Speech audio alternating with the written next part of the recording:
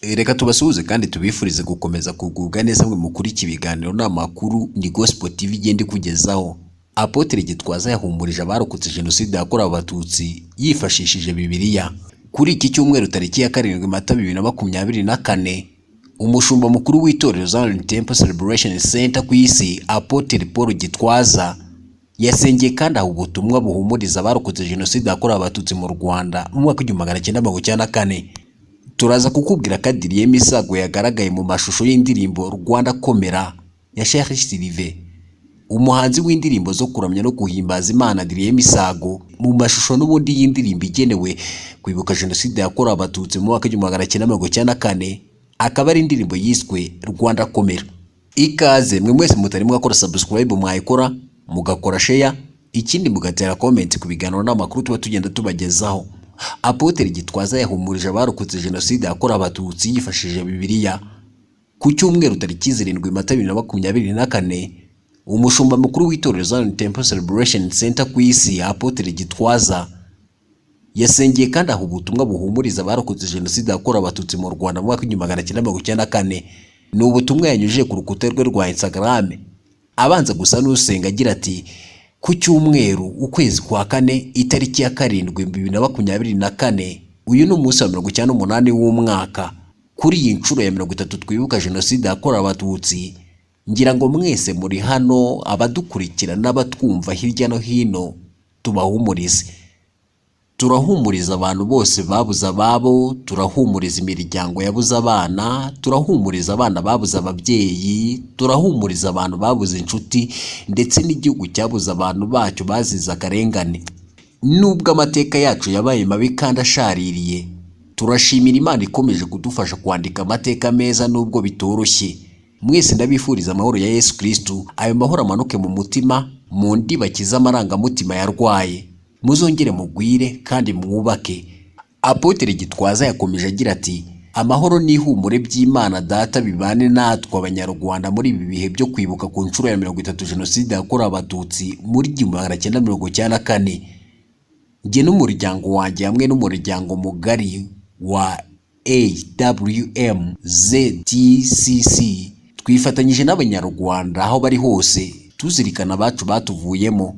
Kuri iyi nshuro ya 30 Imana ikomeza imitima y'Abanyarwanda bose, dufate mu mugongo imfubyi, abapfakazi n'abandi bose babuze ababo.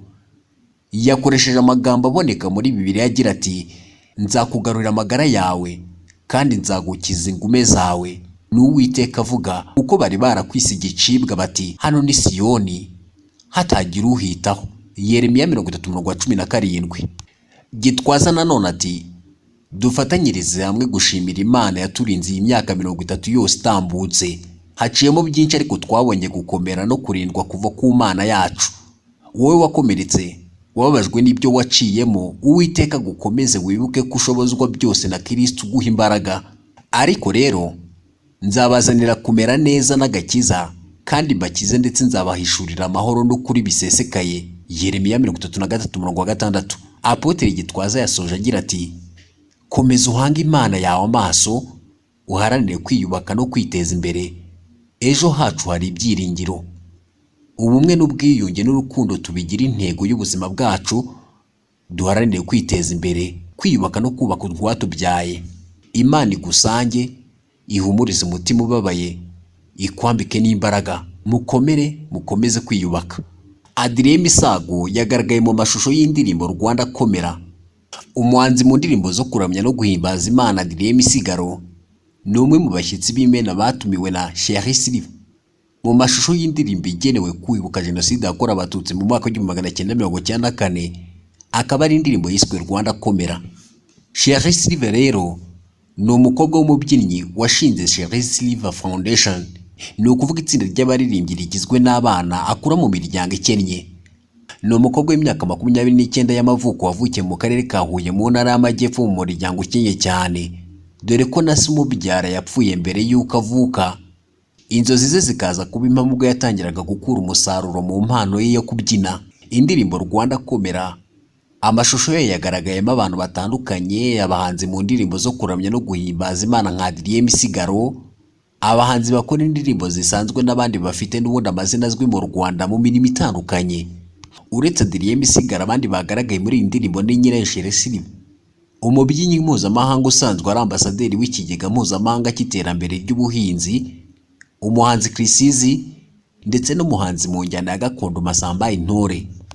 Aha kandi hagaragayemo n'abandi bantu bagiye batandukanye, umuraperi Dani nanone wamamaye mu ndirimbo zinyuranye, Tumaine basa n'Inyange uyobora ishami rya Urban Music mu rubuga rwa YouTube, umuhanzi Kazarinde Sano n'abandi bagiye batandukanye.